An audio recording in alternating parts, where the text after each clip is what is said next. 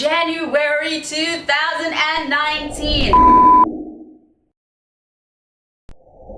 That's right, every frickin' year, I get a year older. And of course, I mean, okay, everybody does that because that's what birthdays are. But I mean, I am never 2 ages in 1 year. I actually have, a secret here, and if any of you out there are born on January 1st, please tell me if you have the same little, just every now and then you're just like, that's so cool and I can't do that. Where people can be 2 ages in 1 year, where people can start the year as a 20-year-old and then finish the year as a 21-year-old, or they can start the year as a 16-year-old and finish the year as a 17-year-old, and so on and so forth, whereas I am just 1 age. Just the new year starts and the new age starts and that's it. The whole year you're just that 1 age, and then the next year comes, you're another age. You 1 age per year. I mean, kind of feels like I'm being hustled out of ages, but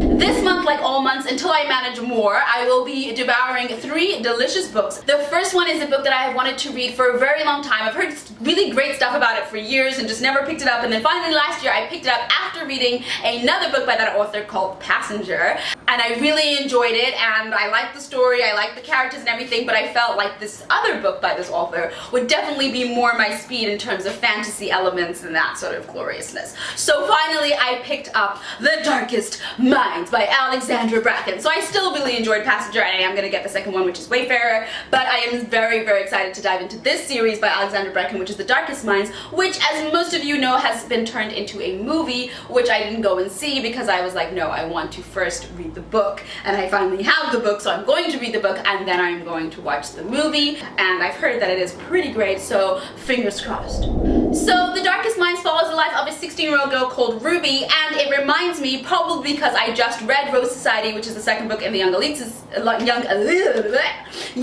series, so it reminds me actually of that, which is where, you know, there is a plague, a disease infects the young, and then they go on to have incredible, uncontrollable abilities, and so that is exactly what happens as well in The Darkest Minds.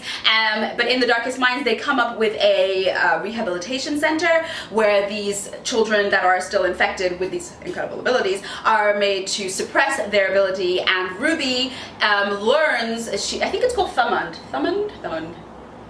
yes. So Ruby learns when she's sent to Thurmond, which is this rehabilitation place, that perhaps her power is the only chance of survival for an entire generation. That is all I know, but it sounds very intriguing, and I cannot wait to read it. The second book that I will be devouring this month is The Iron Daughter, which is the second in the Iron Fae series. The first book is called The Iron King, and this is the sequel. Okay, my cat's freaking out, just give me a second. What are you doing? I'm trying to film. Don't yell at me.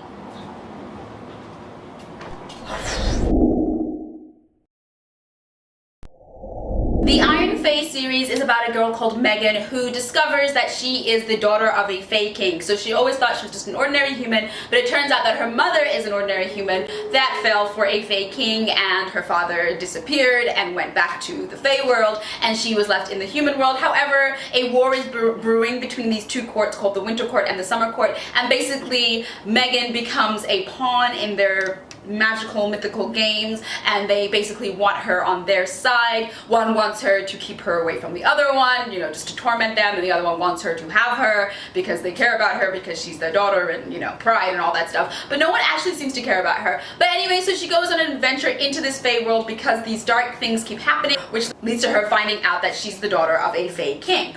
And so while she's desperately trying to return to normal, of course, she discovers powers and things happen, and she realizes that actually she has no idea what normal is. And I'm really looking forward to where this goes. So this says that Megan continues this journey of the Iron World Fae discovery, and there seems to be issues with her powers in this book.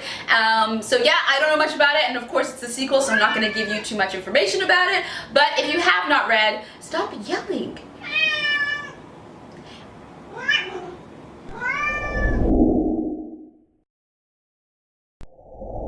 And the third and final book I'll be reading this month is my indie pick of the month! Woo! The first indie pick of 2019.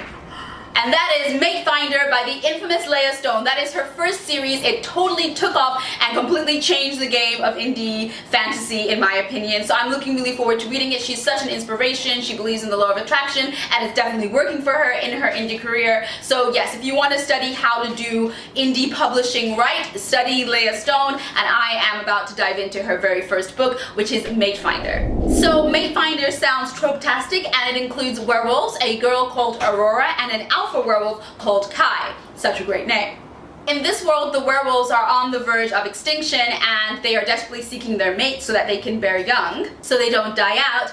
Enter Aurora. So she is actually in a car accident that leaves her fatally injured, and while she is basically dying on the roadside, Kai is in the trees watching her. So Kai is the werewolf, the alpha werewolf. So he is watching her bleed out, and for some reason he decides that he is going to save her. However, the only way that he can save her is to change her into a werewolf. So of course, that's what our alpha hero decides to do, and things begin to change. So instead of the werewolves being on the brink of extinction, they are then surging towards victory because she turns out to be the mate finder. So she can help them find their mates so that they can bear young and continue the race of werewolves. However, being the mate finder makes Aurora a target because of course people that want the werewolves to be extinct are now hunting her. And I say people, but I don't know if it's people. But basically something out there, some paranormal or human being is hunting her because she is now the most wanted and possibly most powerful werewolf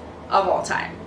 Dun dun dun! So Mate Finder sounds like it's a very fun read, and like I said, it sounds like it's trope-tastic. It's got insta-love, it's got soulmates, it's got werewolves, and it's just, you know, a great way to finish off my January reads.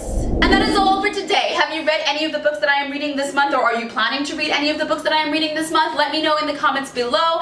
And thank you so much for watching this video. I hope you enjoyed it. If you did enjoy this video, then please consider giving it a thumbs up. And if you like all my other videos, then please consider subscribing. And until next time, I'll see you. Bye!